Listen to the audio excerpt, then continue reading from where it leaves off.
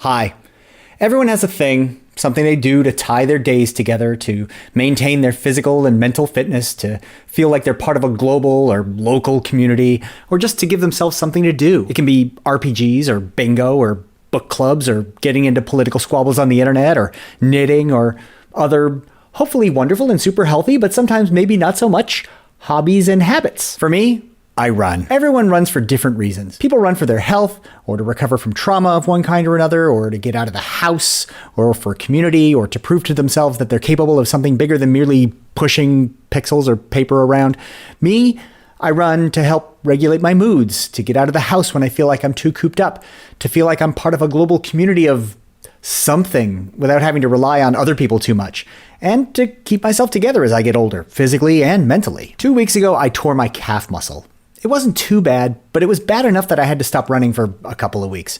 It wasn't the worst timing, but I am set to run the Paris Marathon the weekend after next, so, it wasn't great. But it's healed now, and I went out on it yesterday, and it felt fine.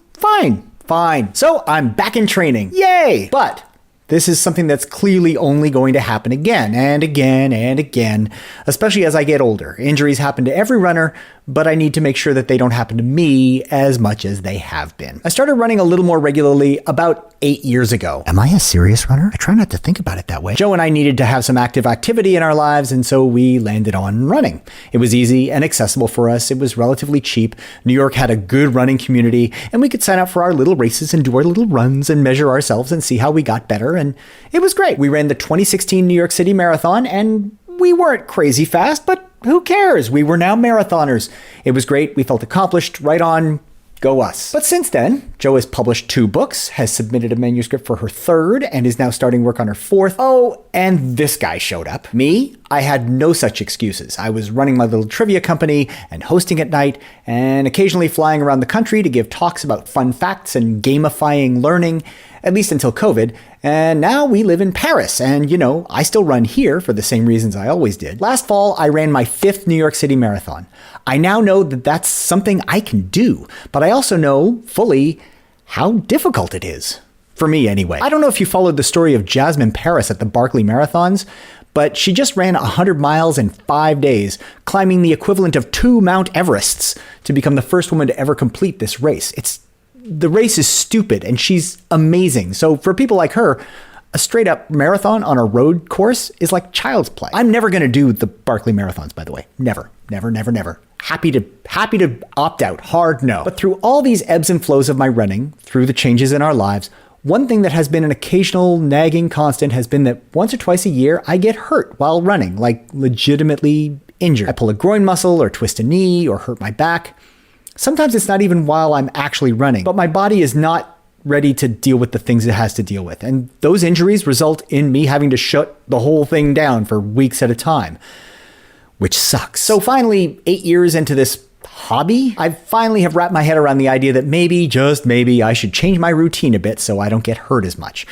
This may seem obvious, but for me, it's kind of a novel concept. Up till now, my pre-run stretching routine has been fairly, let's say, perfunctory. Before I run, I open the gate on both sides. I close the gate on both sides. I do a few swings on both legs, and if my calves or hamstrings are a little tight, I might give them a little extra stretch. And that's about it. Okay, before you say anything, I'm going to stop you right there. I know that that's not really enough for most runners, or really any runners, not even close. And the proof of that, if you need it, if I need it, is that I'm having to take a few weeks off once or twice a year to just recover from an injury. And that's not good. So I've finally broken down and gotten a few things that should help me stay in shape without wrecking my body. Primarily, one thing to help with stretching my hips and legs, and one thing to give me a way to cross-train a little bit and take the pressure off of laying miles down all the freaking time, or else just let myself go to pot. Gyms are kind of a non-starter for me. They have them here in France, but I was never a gym rat, and paying for a gym membership seems silly when I don't have the capacity to keep up more than the routines I'm already struggling to maintain. So I broke down. I bought a kettlebell and I bought a resistance strap. I'm sure there's a scientific way to find the right weight of kettlebell for my weight and my needs that I'm missing for some reason, but I went with the practical version of, well, this was the one they had at the store, so I'm just going to get this one. This one. I have a very good scientific mind. Jeez. So I tried a sample exercise with it. The idea was to do one swing with the kettlebell and then take one breath, and then 2 swings and then 2 breaths, and then 3 swings and 3 breaths, and so on up to 20 swings and 20 breaths, and then back down to 1, or at least go as far down that road as you can. This is supposed to help you with your VO2 max, or your ability to get oxygen from your lungs into your bloodstream while exercising, which is a good thing if you want to do, pardon the jargon, athletic stuff. So 1 to 20, and then back to 1. I got to 10 and basically died. My heart was bursting out of my chest. This is great. This is actually really good news. I am totally going to do this again. Also, the goal is very much to not die, so I'm happy to learn. Let me know if there's anything I should be doing that I'm not doing. And if you have any good kettlebell exercises, let me know. I'd love to hear them.